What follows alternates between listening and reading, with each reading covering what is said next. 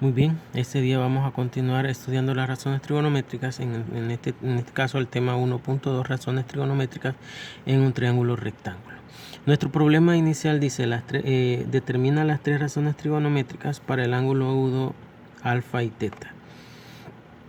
Tenemos dos literales, literal A, literal B. En el literal A estamos trabajando con el ángulo alfa, con este ángulo agudo, y en el literal B tenemos otro triángulo, y en este caso estamos trabajando con este ángulo agudo que le hemos llamado ángulo teta.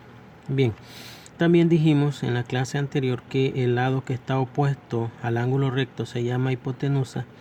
El lado que está opuesto al ángulo agudo se llama cateto opuesto, y el lado que está junto al ángulo o a la par del ángulo agudo, este se llama cateto adyacente.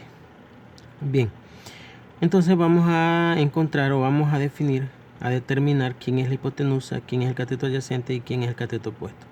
La hipotenusa, ya hemos dicho entonces que es 5, ¿verdad? Como hemos dicho que es el cateto opuesto al ángulo recto.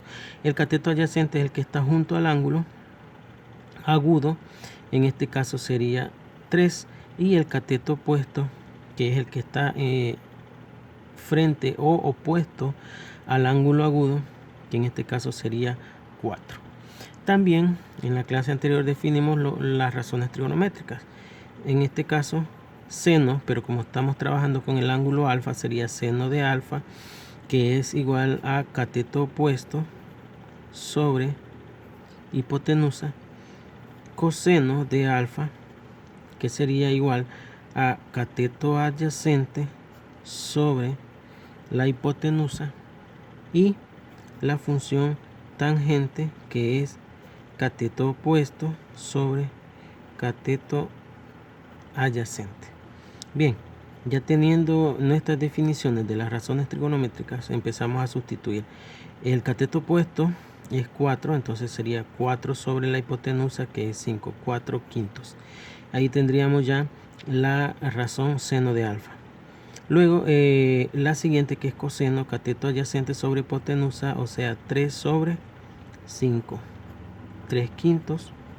Y luego tangente del ángulo alfa, que es cateto opuesto sobre cateto adyacente.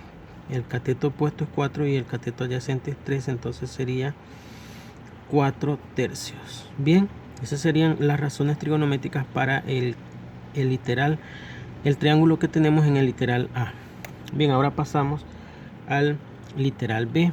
En el literal B tengo otro triángulo donde el ángulo con el que voy a trabajar es este, que es el ángulo teta, ya, el ángulo teta.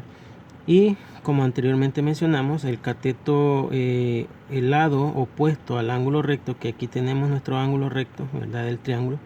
El cateto opuesto es la hipotenusa, perdón, el lado opuesto es la hipotenusa. El cateto adyacente es el que está junto al ángulo y el cateto opuesto es el que está frente al ángulo. Entonces vamos a escribir acá los valores de cada uno de esos datos. Por ejemplo, la hipotenusa ya dijimos que es 2 por la raíz cuadrada de 13, ¿verdad? Como es el lado opuesto al ángulo recto, entonces sería esta la hipotenusa. Luego, si tenemos nuestro ángulo acá arriba, el cateto adyacente es el que está junto al ángulo, el que está a la par del ángulo agudo, que en este caso sería 6. Y por último, el cateto opuesto, que es el que está frente al ángulo, que sería 4.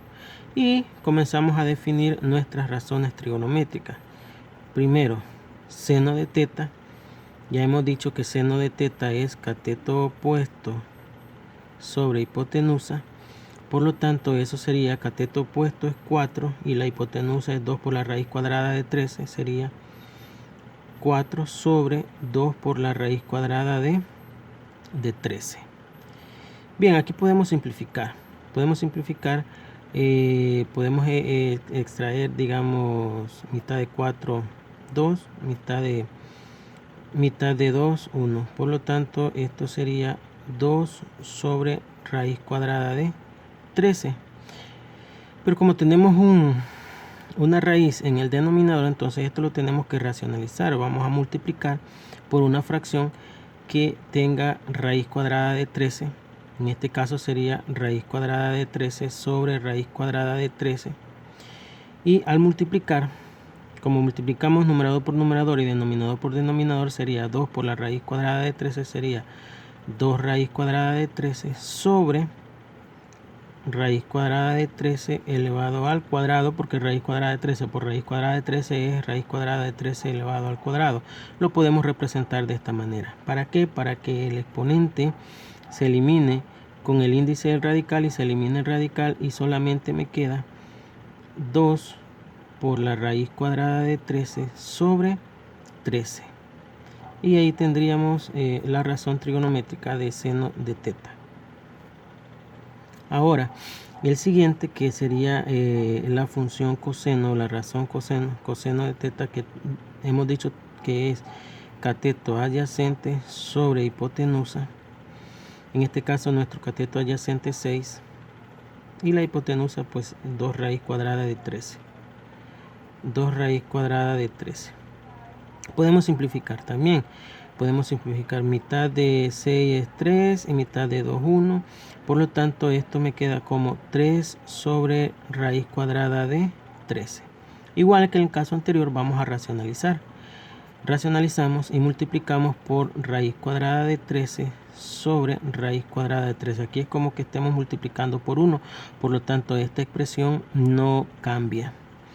Por lo tanto, al hacer eso, yo multiplico numerador por numerador, denominador por denominador. Entonces sería 3 por la raíz cuadrada de 13 sobre raíz cuadrada de 13 por raíz cuadrada de 13, que sería, lo podemos expresar como raíz cuadrada de 13 elevado al cuadrado. ¿Para qué? Para que el índice del radical se elimina con el exponente y me quedaría 3 sobre raíz cuadrada de 13 sobre 13. Y ahí pues tenemos lo que es el coseno de teta. Y por último, la función tangente. Tangente del ángulo teta es cateto opuesto sobre cateto adyacente. En este caso sería el cateto opuesto, sería 4. Y el cateto adyacente, que sería 6. Aquí, como no hay radical, no hay necesidad de hacer racionalización, sino que simplemente, si se puede, se simplifica, y si no, pues ahí sí se deja indicado. Que en este caso se puede simplificar, mitad de 4 es 2, mitad de 6 es 3. Por lo tanto, esto es igual a 2 tercios. Bien, ahí tenemos lo que es tangente de teta, y así hemos podido encontrar los valores correspondientes a cada una de las razones trigonométricas, tanto para el literal A como para el literal B.